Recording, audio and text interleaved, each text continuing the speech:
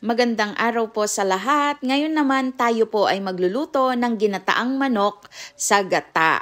So ngayon ipapakita ko po sa inyo kung papaano po ako magluto.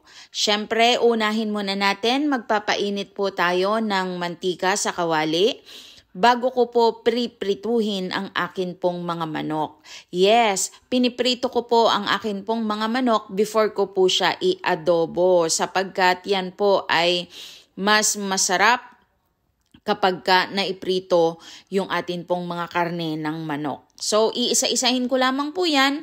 Hindi ko po yan papakrispihin sa pagpiprito. Mag-brown lang po both sides ay okay na po. Ayan, so ganyan lang po yung gagawin po natin. At kapag nakita na natin na medyo brownish na yung kulay ng atin pong chicken, ayan, baligtarin lang po natin para naman po yung kabilang side naman po yung maluto. At once luto na po yung lahat ng atin pong mga manok, ang gagawin po natin, hahanguin lamang po natin yan. At yung mantika na pinagprituhan po natin sa manok, dyan na din po tayo maggigisa ng atin pong bawang. Yan. So, napakasarap po sa adobo. Alam naman po natin, maraming bawang. Ang ginawa ko lamang po sa bawang ko ay crinash ko lamang po.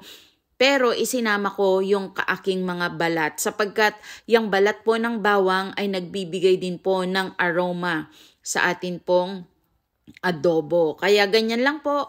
Gigisahin ko lang yung akin pong bawang hanggang sa mag-brown siya. Hindi na po ako naglalagay dyan ng sibuyas dahil sa adobo, ayoko po ng sibuyas. After po na ang akin pong bawang ay medyo brownish na, isinama ko na rin po sa paggigisa yung akin pong laurel at yung akin pong paminta. Ayan, ganyan po talaga ako magluto. So, umpisa pa lang, naglalagay na po ako ng akin pong mga aromatics. Kagaya nitong bay leaf at yung aking paminta.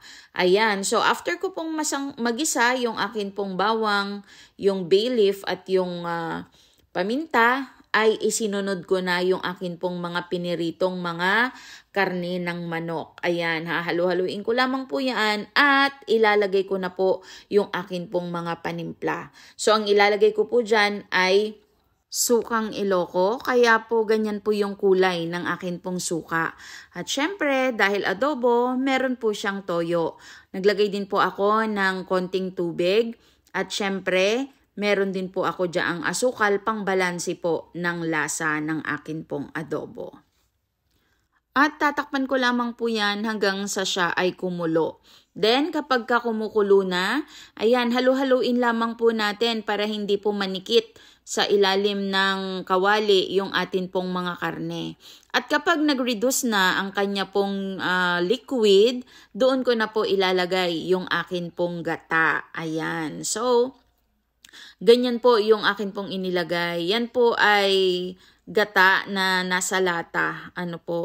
Inilagay ko lamang po sa isang lalagyan sapagkat yan po ay pasobra pa doon sa niluto ng akin pong asawa na ginataan nung nakaraan. Yan po ay inilagay ko sa ref, kaya ganyan po yung texture niya.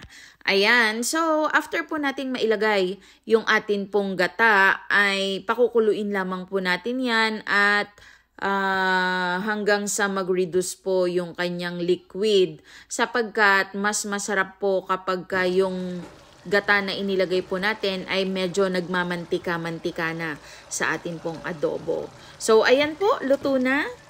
Kaya ano pa ang hinihintay po natin? So tara na, kain na po tayo. Maraming pong salamat.